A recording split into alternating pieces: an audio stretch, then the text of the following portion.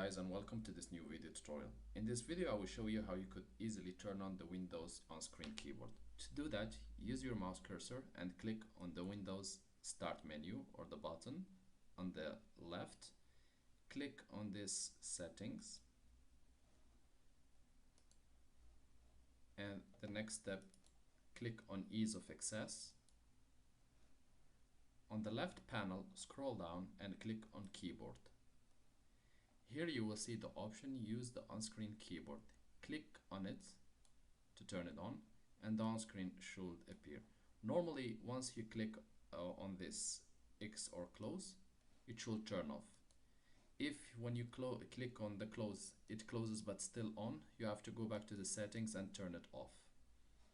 I hope this video tutorial was helpful to you guys. If you are still in need of help or assistance, just leave us a comment or send us an email and we'll do our best to help you. If you would like to encourage us, you can always press like and share, and do not forget to subscribe to get our latest videos. Thank you for watching, and talk to you soon in a new video tutorial.